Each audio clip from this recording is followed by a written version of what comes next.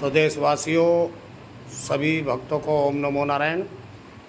विचार ये है कि हरियाणा में एक ढाकल गांव में कंचन नाथ नाम की साध्वी ने तपस्या करी और उस तपस्या का परिणाम ये हुआ कि आज तरह तरह की चर्चा सामने आ रही है। कोई कहता है कि कंचन नाथ महात्मा, उसके गुरु कितने ही लाख रुपए लेकर के गायब हो गई। कंचन नाथ साध्वी, उसके गुरु राजनाथ साध्वी ने कहा कि गांव वालों ने हमारे साथ में धोखा किया, जितना पैसा आया वो सब गांव वालों ने ही रखा और हमारे पास में तो जो चढ़ावा था वही पैसा हमको मिला और उसमें 40, कोई कहता कुछ, कोई कुछ कहता है। उन्होंने कहा कि हमारे पास में 2 लाख रुपया आया। कंचन नाथ की गुरु कहती है बाकी 4 लाख रुपया कर्जे पे लेकर के हमने साधु संतों की दान दक्षिणा देने में सेवा की है। लेकिन गांव वाले कहते हैं कि जितना पैसा आया था 10 लाख रुपया, एक संदूक पेटी भरी हुई थी, उसको लेकर के गायब हो गई। तो कहने का तात्पर्य यह है कि हम आप सबसे ये विनती करते हैं कि साधु संतों की ज़्यादा मजाक बनाना छोड़ दो। सभी लोगों से ये कहना है, उन पे तरह तरह के आरोप लगाना बंद कर दो। कंचन नाथ महात्मा साध्वी अभी छोटी बच्ची है, नासमझ है, उसको इस तरह का कोई ज्ञान नहीं है। सामाजिक केवल गुरु की सेवा में, आस्था में वो अपने जीवन को परिणत कर रही है।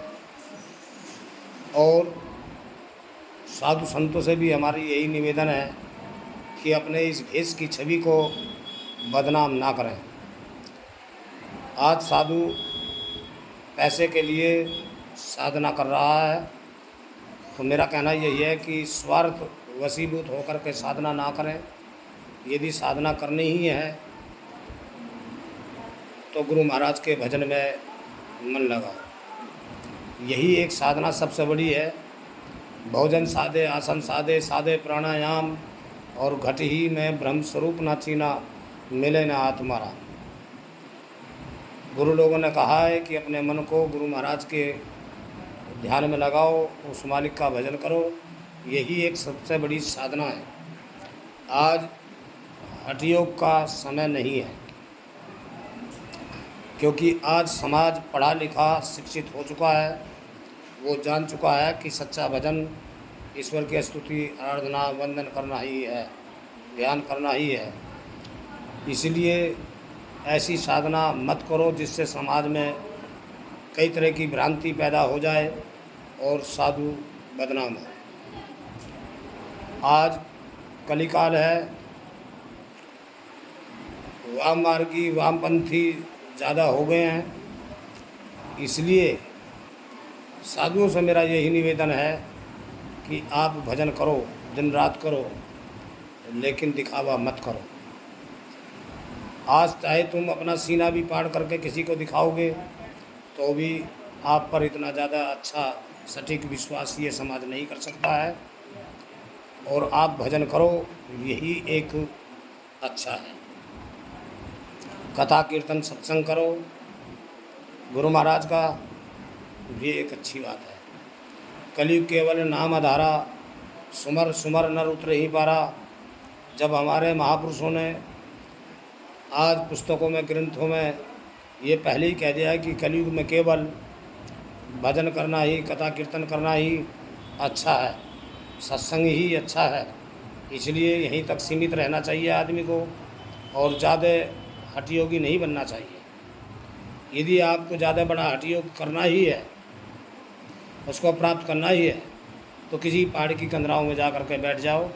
वहाँ पर तुम्हारी समाज को में दिखावा भी नहीं होगा समाज में, और आपकी तपस्या को भंग करने वाला भी नहीं होगा, और आपको वहाँ पर ज़्यादा धन देने वाला भी नहीं कोई होगा।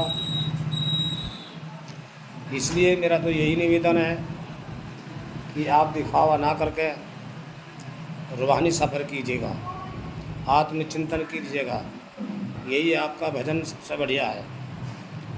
आज कंचननाथ महात्मा ने कठिन तपस्या करने के बावजूद भी वह बदनाम का एक सिक्का बन चुकी है। लोग गांव के तरह तरह की बातें कर रहे हैं, कोई पाखंड कह रहा है, कोई लुटेरे कह रहे हैं। तो मेरा कहना यही है कि इस तरह की बातें ना सुन के आप आत्मचिंतन में लगिएगा और ऐसी तपस्या ना करो ताकि इस साधु भेष को बट्टा लगे। ओम नमो नारायण।